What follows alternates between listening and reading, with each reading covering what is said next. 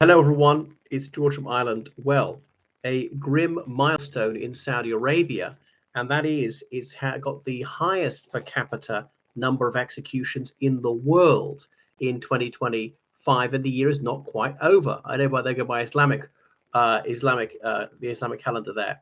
So, a minimum of 347 people were executed this year, and that's a slight increase over the previous year. There's an organization called Reprieve which records executions in Saudi Arabia, and they're often published in the local press. Not so long ago, there were public executions in Chop Chop Square, as it was colloquially known by expatriates in Riyadh and other cities. And when an American who lived there saying, well, if you want to see Saudi culture, that's it. So the poor person coming out of whatever prison van, and there's an ambulance there, I mean, not for his sake, and the person is blindfolded, handcuffed, often they said to be walking wobbly, about to faint, possibly drugged, but just terrorized, terrified, I should say, having been told hours before, this is the day you meet your doom. So make your peace with the Almighty.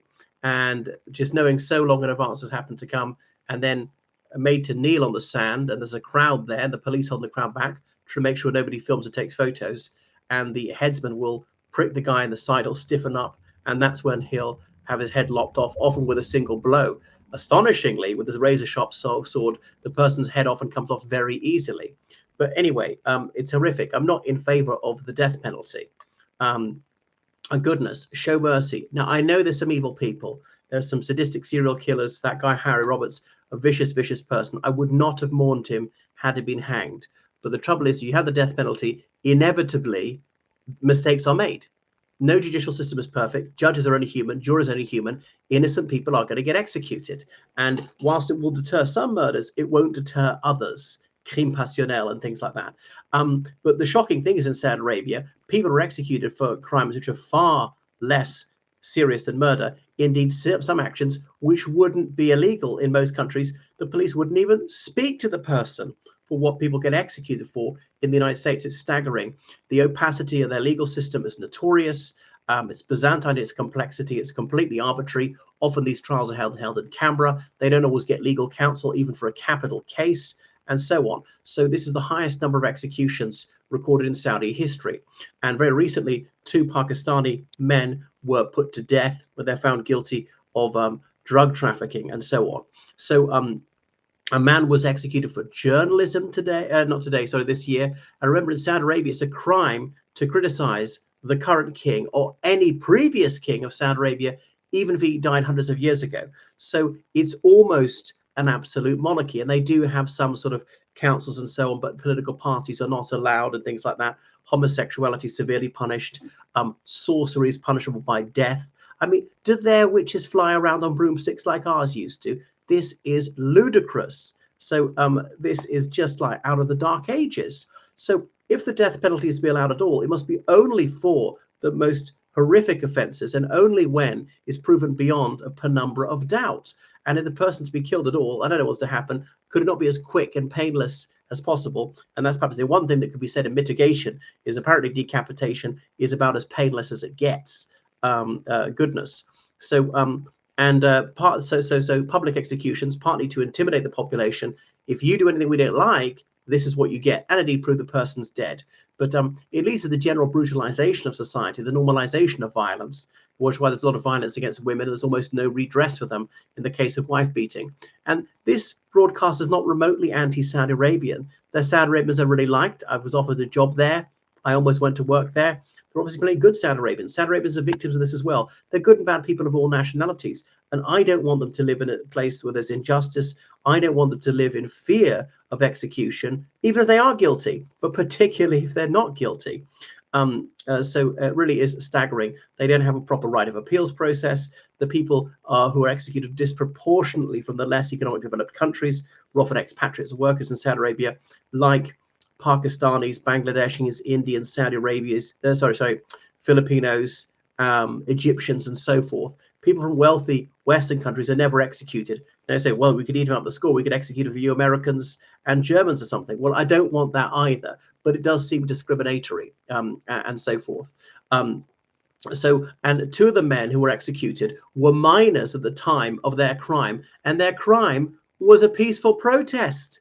It's staggering. Peaceful protest is then called terrorism in Saudi Arabia from a genuinely terrorist regime, which terrorizes people at home and abroad, like the murder of Jalal Khashoggi is one of the most notorious and best known examples of that, and indeed the civil war in Yemen. Now, I know civilians always get killed in wars, but it seems that Saudi Arabia is deliberately targeting civilians time and time again, and indeed starving them to death.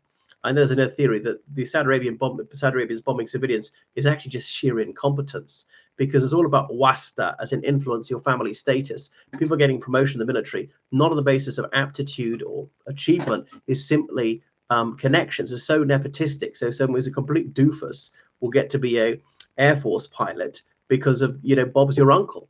And obviously they're screw ups. And so we go on.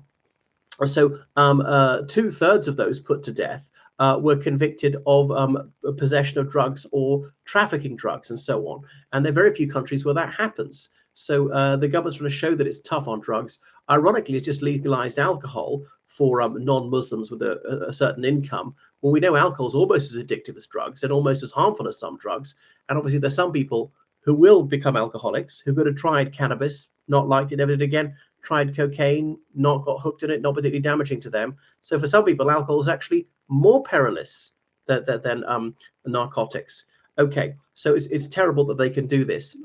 So what a monstrous abuse of human rights. And torture is very widespread in Saudi Arabia. That's very well known. Beating false concessions out of people, electric shocks, and their sort of Western people, like British people who had this done to them, came back and testified about that years later. Well, why would they make it up when they're free and out of Saudi Arabia? And, Westerners tend to be treated with kid gloves. I remember Jonathan Aitken, that former Conservative government minister, trying to promote arms trade in Saudi Arabia, talking about some 2 British nurses accused of murder in Saudi Arabia, said they were treated very mildly by Saudi Arabian standards, which would just be simply decent by Western standards. And so you can't admit confessions were extracted under torture by the suspect himself or by other so-called witnesses. We know that torture is an abuse anyway, and so it goes on.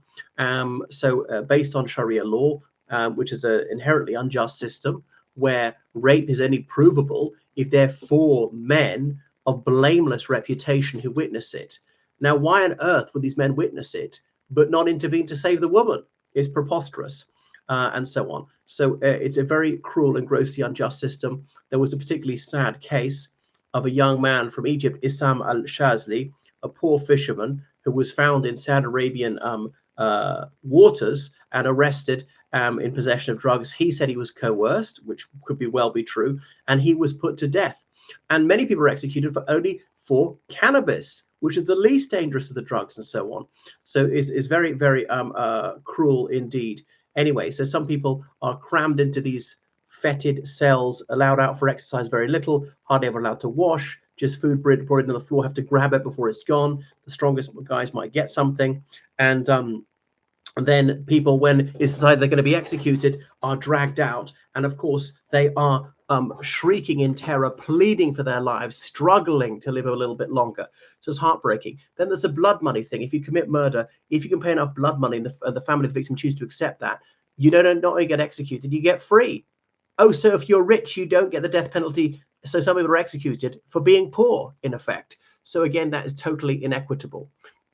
So wow. So it's a very, very unfair system. And I wish these people would be shown mercy. I don't want them to be executed. There is grave doubt about these people. Few of any of them had fair trials. But as they're trying to attract tourists, they're no longer executing in public. Sometimes it's said to be death by firing squad.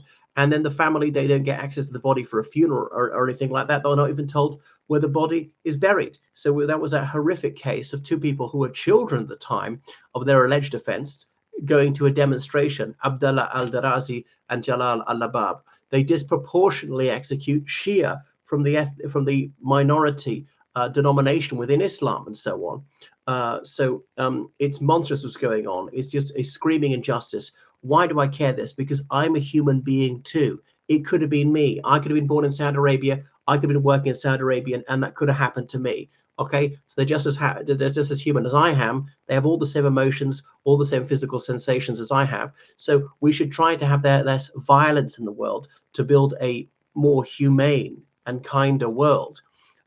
So yeah, and there was Turki al-Jasser, who was executed this year, been incarcerated for 7 years, and he was accused of terrorism, as terrorism was what we would call journalism. He wrote some articles which were uncongenial to the tyrant. So this really is monstrous. And the real murderers, those who murdered Jamal Khashoggi, they've not been punished at all. Anyway, so this is really monstrous. It's really horrific. I mean, remember the scale of it.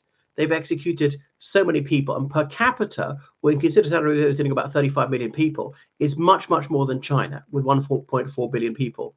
Is more than Iran, which has got like 90 million people. And we also, oh, the Iranian regime is so unjust because of this. And that is true. It is unjust. But Saudi Arabia is even worse. Okay, anyway, so thanks for watching this. This is not to be anti-Saudi, this is to be pro-Saudi, to try and make life better for everyone in Saudi Arabian citizens and others. Right, so you say, why am I sticking my nose in? Because I'm human too. So please, tell me what you think about Ireland or the British Isles in general. Criticize my government, criticize me, go ahead, hear your ideas. I might agree with you sometimes. Yeah, I'm not saying the Republic of Ireland is perfect. You're Saudi Arabian, other nationality. I welcome your comments, however critical they are. Right, thank you and good night.